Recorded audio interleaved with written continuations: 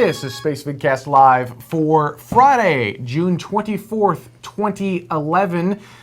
We are the Internet's Benjamin and Carrie Ann Higginbotham, and oh my goodness, have we got an action-packed episode for you. We've got explosions, we've got make your own lights. That sounds way lamer when you say it like that. Okay, give me a really great way. Give me a really great. No, it's a really cool project. So it is a very cool project. Give me a great way to intro that then. I can't. It sounds lame, but it's really cool. You'll see later in the show. Yeah. And we have got viewer mail. The Tweety Bird left us some messages. The tweets mail. We're going to answer some Tweety mail. So let's go ahead and get started. Oops. You know, somebody mentioned that a shirt with a patch from Ben and Carrie Ann or of Ben and Carrie Ann would be cool. What about a Lego set?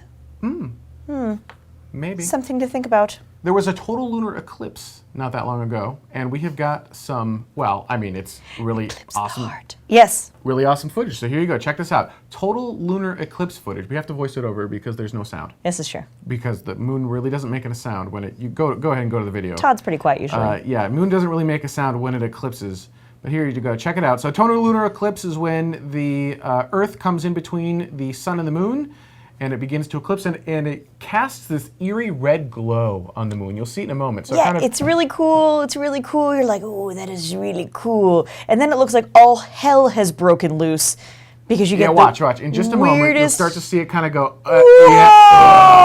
So what is going on? Isn't that weird? And as they're mentioning in the chat room right now, there was actually Google honored the total lunar eclipse, which was not viewable from America, by the way. You had to be on the other side of the planet in order to see it. Right, but you could play with the Google Doodle, and that was great. The Google Doodle helped quite a bit. You could play with the lunar eclipse and scroll back and forth and actually watch, and it was the actual eclipse that they had in there. It wasn't like a faux one. It was that exact eclipse, and you could scroll back and forth and watch that particular eclipse. Quantum G that says Michael Bay would add some sort of swooshing sound effect to the lunar eclipse. And then it explode. The whole moon would explode when it's done. It probably would, yeah. Michael Bay did it. So just thought we'd show you that because it was pretty. Very cool. And it was space-like.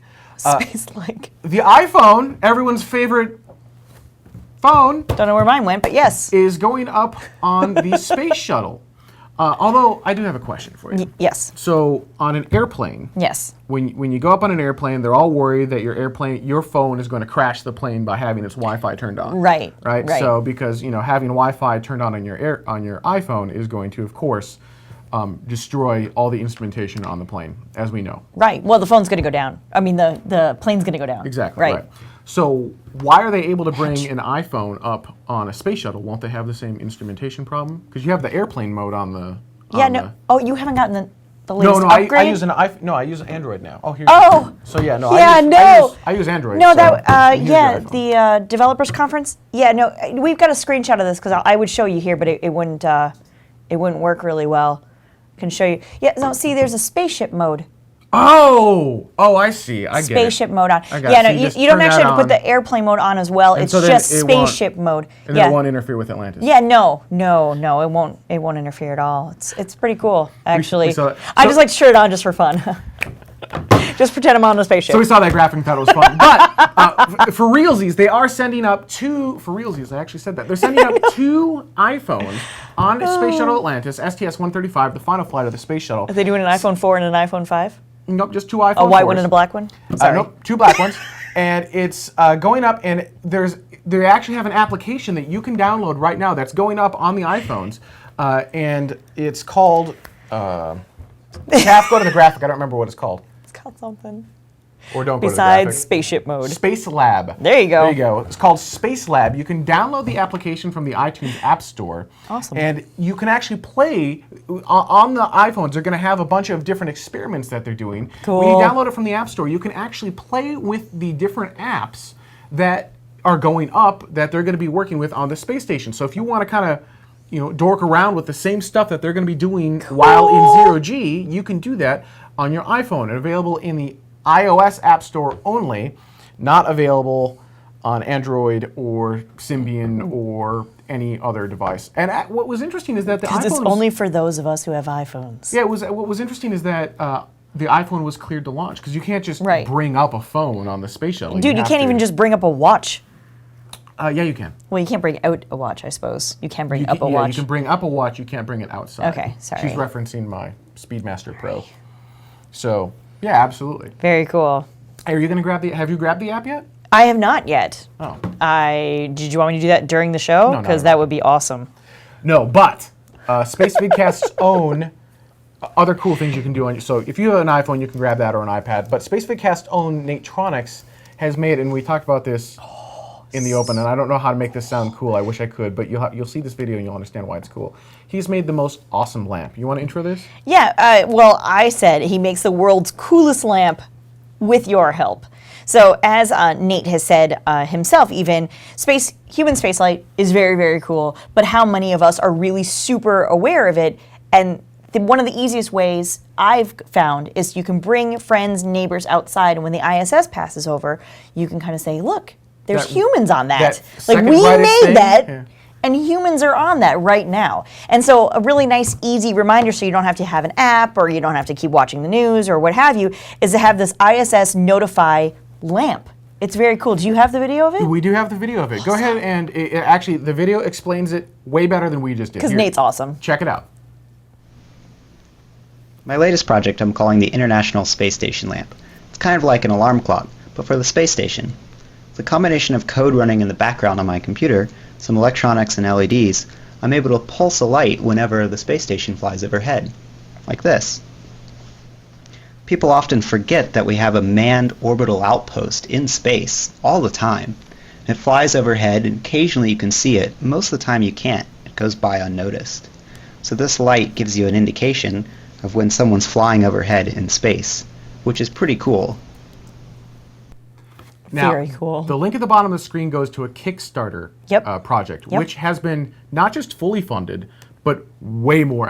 It's over double funded right now. Yes. Because basically anyone who sees that demo, if you're a space geek, you're like, I want two. I want one for home and one for my office. Right? Right? Exactly. Totally. Because if you want to get people excited about space in your office, all you need to do is have a little lamp on your desk that randomly goes off, and they're going to say, why did that just turn on? And you're going to say, because 7 people just flew overhead at 17,500 miles per hour on the International Space Station. I'd highly recommend that you sign up to the Kickstarter. Right there. Boom. Link right there. Even though it is fully funded, when you fund a particular amount, $40 or more, you get all the parts to make one yourself. Or if you jump up a pledge to $85 or more, it will be made for you. So Nate will actually... he's crazy, but brilliant at the same time. He's going to be making every last one of these silly things. And if you jump up to $500 or more, you can actually get it laser etched and with anything. We should do $500 and then have it like with a Spacevidcast emblem or something. Wouldn't that be awesome? I know. Anyway, so yes, even though it is fully funded, I just feel free to throw some more money his way. Yeah. He's doing incredible work here. He did it in what, 4 days? Something like that. He's got 26 days to go. He's already double funded for this particular project. It's amazing. Grab two, like I said. One for home, because then you can run outside and look, and then one on your desk. The only problem is when you're working, usually you're working in the middle of the day, so kind of you'll see the light go off, but you're not going to be able to, you probably won't be able to look up and say, hey, there it is. But well, depending on where you work. But at least it starts a dialogue, right? And yes. That's what you need to do to get people excited about space again, is you need to start that dialogue. And this is a great tool. Very, very cool. And it's really nice to see that one of our own, to a certain extent, has gotten, it's not just a cool project, but it's gotten a lot of press. He's been on Gizmodo and IO9 and Bad Astronomer kind of thing. So very, very cool. Nate's an awesome guy. Moving along, other people who are trying to make space interesting and exciting, space is hard, and experimental rockets don't always work every single time. That's why they're called experimental. Exactly. And Armadillo has had a couple of crashes. And actually, we've got... first off, let me say the link at the bottom of the screen is going to bring you to a parabolic arc article. And inside of that article, Doug does a great job of summarizing what happened. But if you want to go hyper geeky on this and figure out, intimate details as to what exactly happened with these two failures, there's a long blog post that John Carmack made, and there was an update by Ben Brockert as well. So you can get very, very specific details. Now we're going to show you. There are a bunch of videos that show this blowing up. But basically, we're going to show you. Didn't blow up. It did fail, though. Well, it ripped itself apart. Well, it's not like. We're going to show you the Dalek launch. So here you go. Here's Dalek launching, and then we'll explain what happened in a moment. So here you go. Exterminate.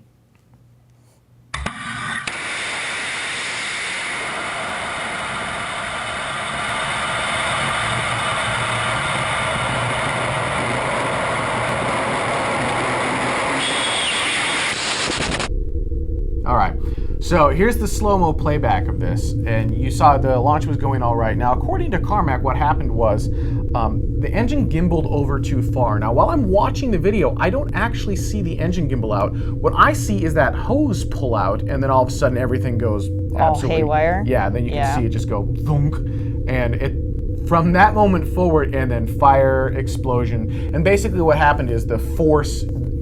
I don't want to say rips the vehicle apart, but yeah, I guess they had an anomaly at that point. And if you keep watching it, it does crash back down to Earth. So, yeah. Yeah. The other videos in that article, because they've got a couple different cameras on the vehicle itself, pointed in different directions. So, like, one's pointed down, one's pointing up, et cetera, et cetera. And then as the fall starts to happen, you kind of get this slow sort of, you see the blue and then the brown of the ground, and then you just see it like this, and then you see it like this, and then boom! And it's a little intense. And we chose not to show it because... if you're prone to seizures, seasickness, anything along those lines, don't watch. Yeah, it gets really like you just see the horizon just going. And we were really, both like, really fast. whoa, yeah, we had to back away. We're like, whoa. That's whoa. enough. We're good with that anyway. So. Yeah, exactly. But detailed information on what happened on John Carmack's blog. Parabolic Arc has a really great review summary of it. But still, you know, they're doing stuff out there, right? They're actually making rockets. They're launching stuff, and that's the exciting part. Is even if it doesn't work the first time, you learn some lessons from it, and that's what they took away from this. Right. Is that we've learned some stuff from this. Right? So thankfully. That's pretty cool. Not like, oh God, what happened? No, and that was it. I mean, they detailed precisely what happened on each one of those things. They figured out the problem, they're going to iterate, and they're going to build new rockets and try again. Yeah. And so Armadillo Aerospace is the name of the company, and they're also looking to compete in the sub-orbital space, where you can go to space and actually, not on those rockets, by the way, like, not just those rockets, but not even that design of a rocket. Right. These are completely different rockets you'd be going up on. But you'd be able to take a suborbital, 5-minute trip in 0G across the official boundary of space. And speaking of, the company that will most likely get us there first is Virgin Galactic. Now, Virgin is never very forthcoming with information. They're very general. When will Virgin Galactic launch? When the ship is ready. When we've deemed it to be safe has been their answer. And right, and they're that's very much so unacceptable. into promotion. And so there's a lot of PR and a lot of general, exciting, interesting statements. Absolutely. How's that? But there was an interview on CNN recently. Yes. And I can't show you the interview. But if you go, there's a... Oh, no, there is no banner. No, if you go to there our is no wiki, wiki.spacevidcast.com, I will put it in the wiki notes for this particular show. There is a CNN article that has Richard Branson on what looks to be his own private island. I don't know where he actually is, but it's hilarious because you've got the CNN anchor in the studio, and then you've got Richard Branson just like crazy billionaire on my island with, I mean, it's like exact... one palm tree and water, that's all you really see. It is precise. When you think Richard Branson and you think crazy billionaire, it's exactly the setting you'd expect him to be in. You do, actually. Hi, I'm Richard Branson. A couple of interesting things that came out of this. First, he said that he expects to be flying sometime within a year. Within a year. Not the year, but a year. So within the next 365 days. Oh, we need a new countdown. We do the Virgin Galactic countdown. And frankly, based on where Spaceship Two testing is at, I think that's a reasonable timeline. Now, I know some of the people in the Spacevidcast chat room right now, or in about 10 seconds when the lag catches up, are cringing at me saying that it's a reasonable timeline. They're going to say, no, absolutely not. They still have engine problems. Right. I actually disagree. I think 1 year is a reasonable timeline, and I think they will start putting humans in space within the next year. It'll cost you $200,000 to go to take a ride for 0G. The other interesting tidbit that he said is that they're looking beyond suborbital flight into low Earth orbit. Yes. And we had heard rumblings of that before, but when Richard Branson says, yep, this is something that we're looking at, this is our next step after suborbital, that makes it a bigger deal. Right. Because what they have now cannot do low Earth orbit. It's like 10,000 miles an hour too slow, right? It's just Yes. not going to make it. Is that all? That's all. We can make that up You in a know, year. put a bigger engine on it. Okay. I don't know. The third thing he mentioned, which I had always thought would be a good place for them to go, but I had never really heard anyone at Virgin Galactic say is Yes. intercontinental flights. So if you want to go, we no longer have the Concorde, so if Right. you want to go from New York to London, you have to take a standard flight. Right.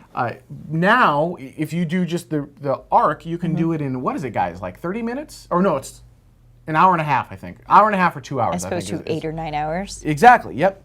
That's huge. That's That huge. is, so they could actually change, and that's one of those really awesome business aspects of what they're doing.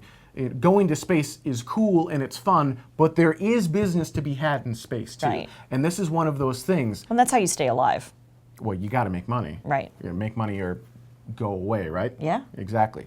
So those were the interesting things that came out of Richard Branson's interview on CNN. Like I said, go to the wiki article, wiki.spacevidcast.com, and click on 4.16 or search for 4.16 for this particular show, and we'll have a link direct that goes in and brings you to the CNN article so you can watch it. It's about a 3-minute video.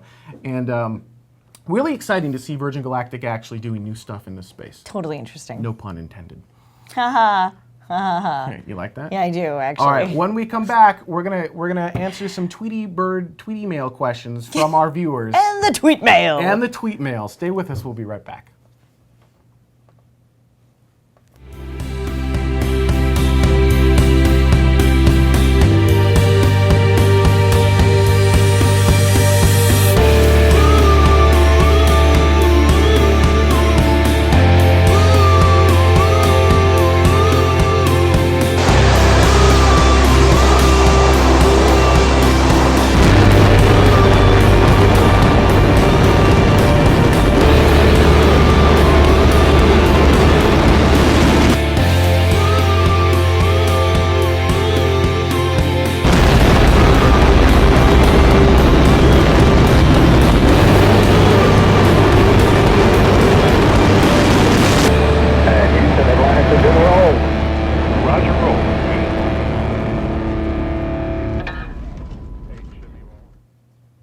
We have the coolest people in our chat room. So Hantner, while we were in break and we're watching the STS-135 video, which as soon as it came on, everyone was like, I love this video, this is awesome. And by the way, thank you, it was a lot of fun to make.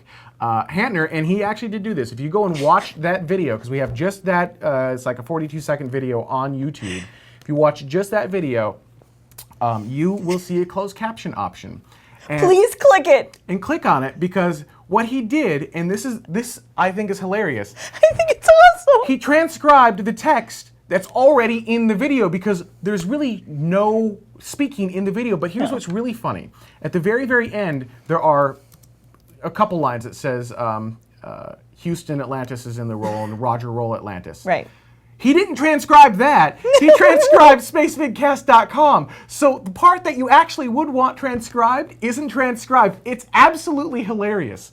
So go to the YouTube video, click the closed caption thing, and just watch it with the captions to see in real time exactly what you see on screen getting captioned. It's awesome. I know, it's hilarious. It made me laugh. So that was STS-135 promo video. Congratulations to all the tweeple who got selected to the STS-135 NASA tweetup. Awesome. If you've never been to a NASA tweetup before, They are crazy.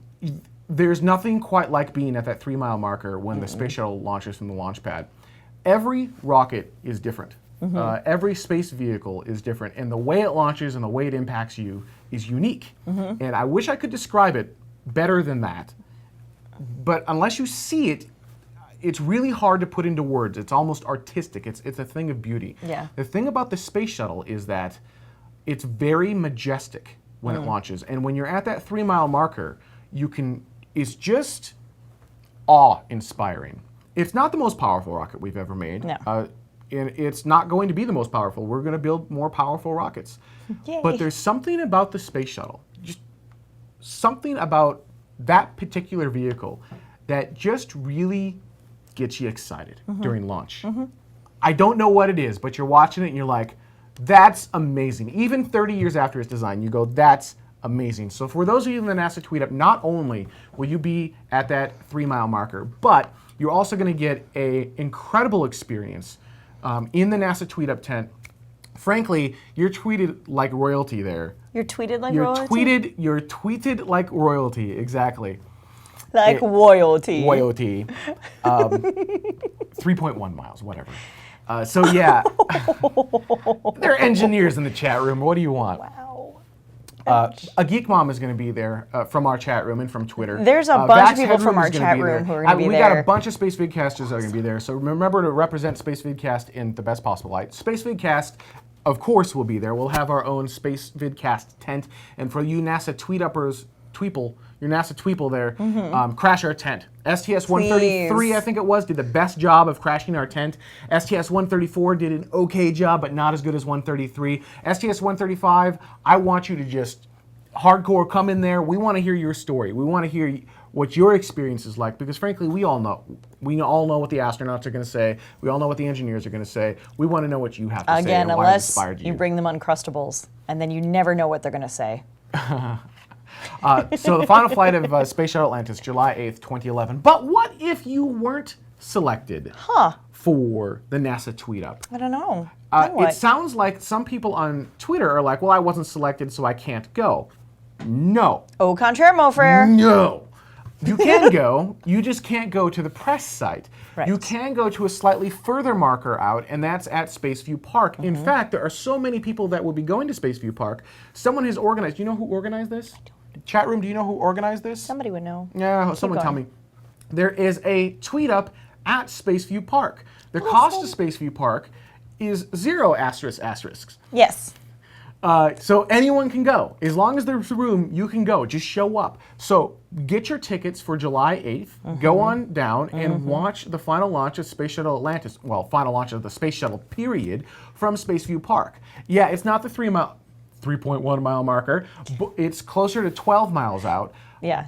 But that's still a lot closer than being on the internet. Right. Don't get me wrong. I'd love to have you guys watch our live coverage, and if you can't make it for whatever reason, I hope we'll see you there for our HD coverage. But make it down there. Find a way to make it down to the Spaceview Park tweet up, and you can find more information at, I think it's SVP for Spaceview Park tweet up on Twitter. Geek Mama's got it in there. svctweetup.eventbrite.com. Right. And Geek Mom, do you know who started it? Somebody who said Jerry Shands. Okay, there you go.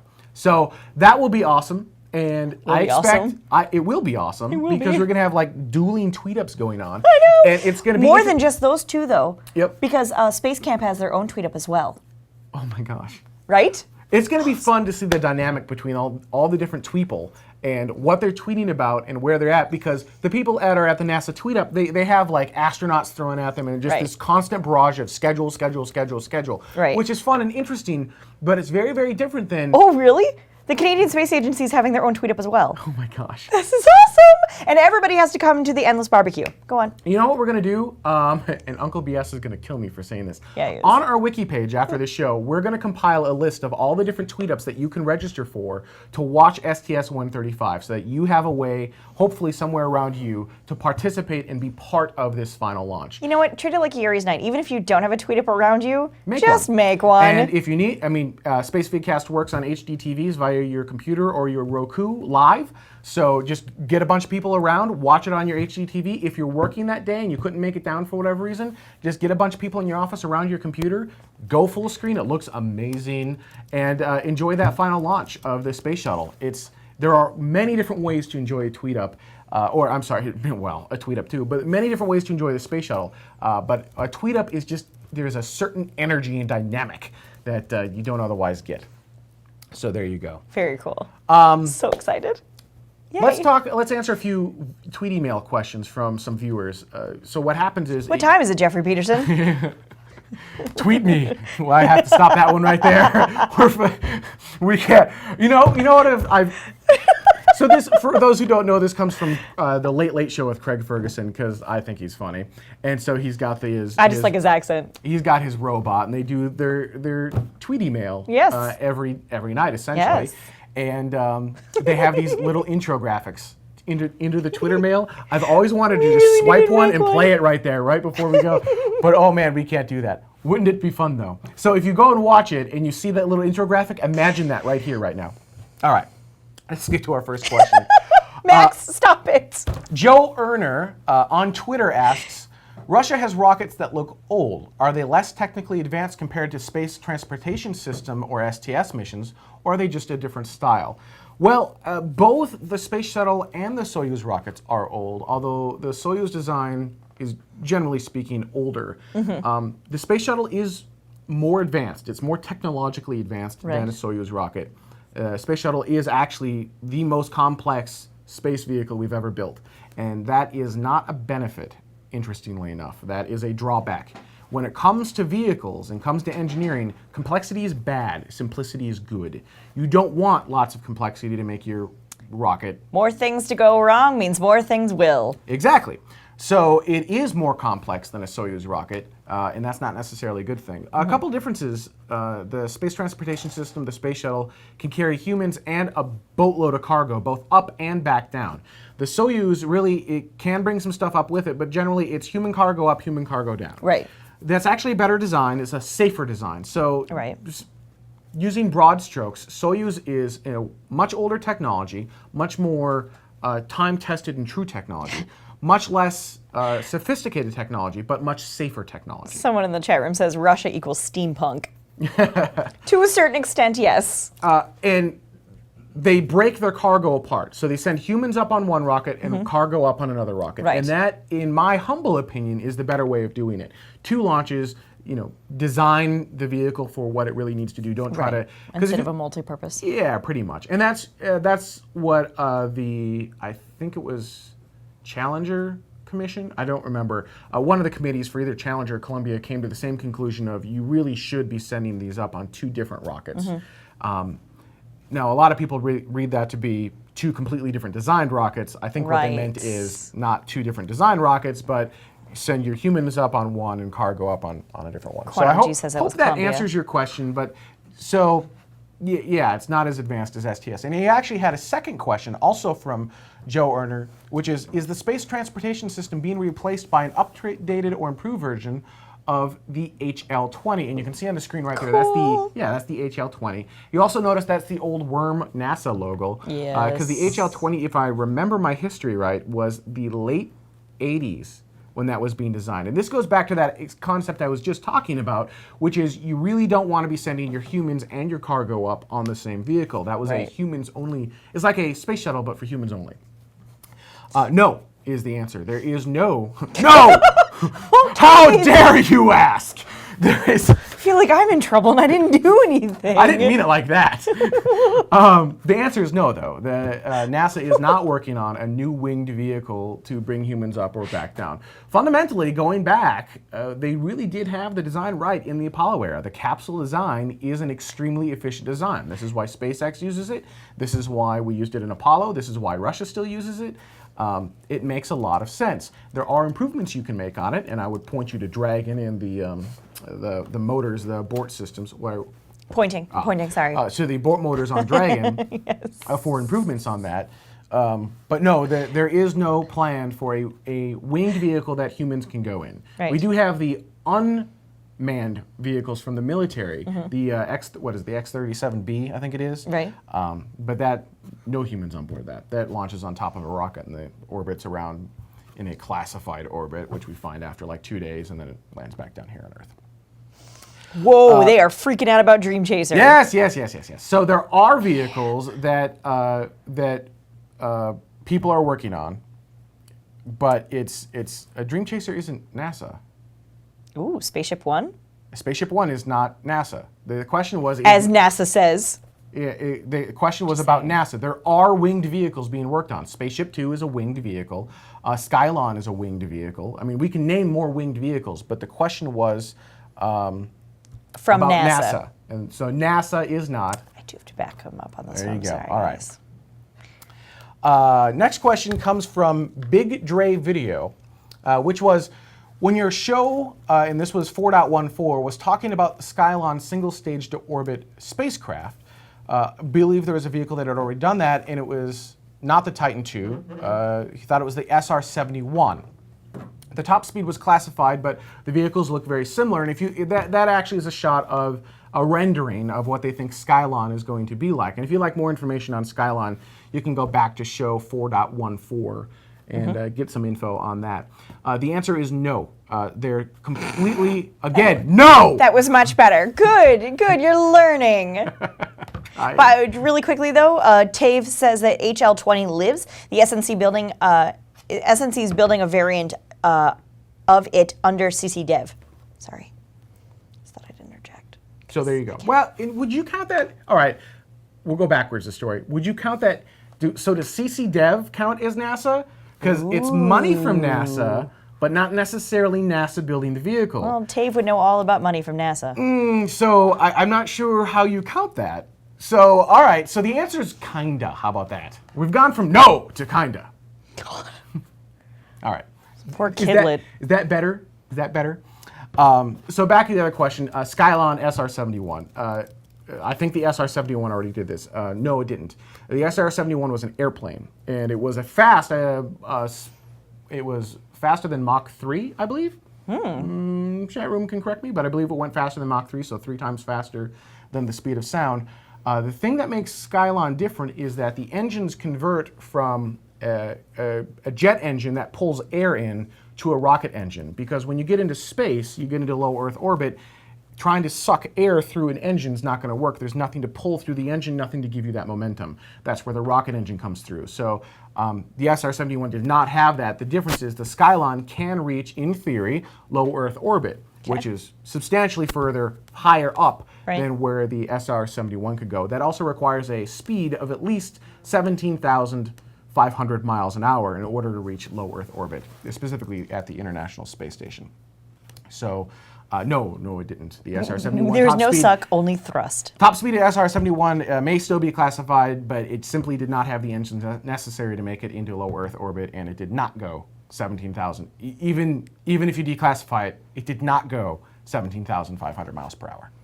So there you go. No, that's the answer. And the last question of our Tweety Bird mail. Poor kidlet is going to be scarred for life. Man, oh man, oh man. This is from TI994APC, which is, does anyone know when the next Falcon 9 launch is? And the answer is yes. SpaceX does. SpaceX does. that's the real answer. Note where we don't work. What does that logo say? Whoops, right there. So Falcon 9 Flight 3, I don't believe SpaceX has announced a date. Sometime this year is as close as we're going to be able to give you, because I believe that's as much as SpaceX has said. Quantum G says around December. Jim Noble says before Christmas. Falcon 9 Flight 3, sometime in 2011. Ta-da! SpaceX, I'm sure, has a pretty good idea as to when they're going to launch it. So someone knows, just not us. It's not us. Well, us being us. The non-SpaceX. Does not really know. And even then, I'm not 100% sure SpaceX actually knows when it's going to launch, because there are a lot of variables there, but there is no earlier than date set yet. Did that sentence make sense? Something, yes. I think it kind made of sense. And on that note... No stones being carved just yet. I did want to say on air, Yes. this Sunday is our 10-year wedding anniversary. Sunday! At the Benny Dome! Oh, that didn't sound right. No, it really didn't. So I just wanted to say happy 10-year wedding anniversary, Carrie Ann. Oh, happy birthday. You know what? If it's okay, I got you a present. You got me. I didn't get you anything. I know, but I don't care. I got you a present. All right. Okay, wait. It's right there. The shuttle? Oh, the bag. The shuttle. She got me. Seriously? No, I did not. That's for after For the show. realsy this time. Look at that. You're gonna Should I open it? wait. Should I do it in post-show or should I do it now? I don't know. I don't see. We'll do it now. This is normally stuff we do in post-show. Happy There you go. anniversary. Happy anniversary. Ooh, it's a little box. It is? It's Oh, a it little is. box. That's awesome. Is this SVC01? It's a little city It's a Lego little kit. moon rover. Little moon with a rover. little astronaut guy. And he goes with your shuttle. Yeah, in a little box. I got a little box. Tiny little little- rover. It's so awesome. All right, everyone, that's our show. I do want to, you guys remember back on April Fool's, we had an actual April Fool's show. Yes, Maston Spacecast. Maston Spacecast. We had the joke that we were purchased by Maston Space Systems. By the way, that was a joke. We were not purchased by Maston Space Systems. One other thing that happened in that show is that our director decided to punk us, and he played Friday in the middle. So I said for Friday, whatever, and so he played Friday, it's Friday. And I just want to remind everyone that the executive producer always trumps everyone. On that note, have a great night. We'll see you next week.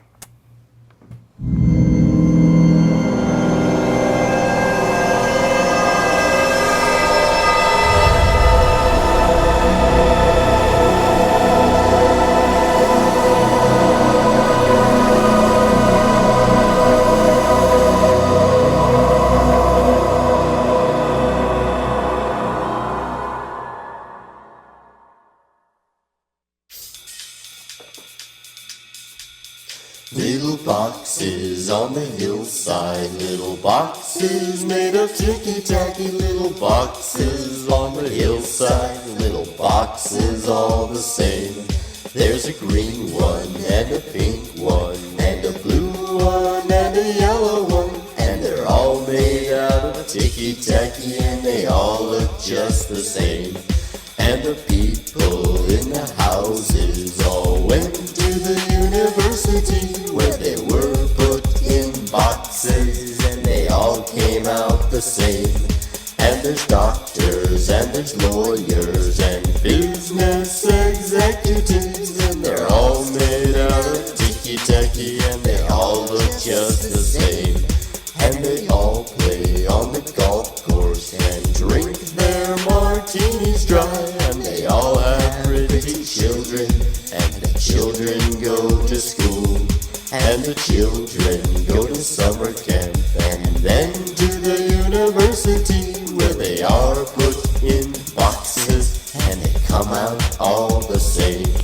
And the boys go into business and marry and raise a family in boxes made of ticky-tacky, and they all look just the same.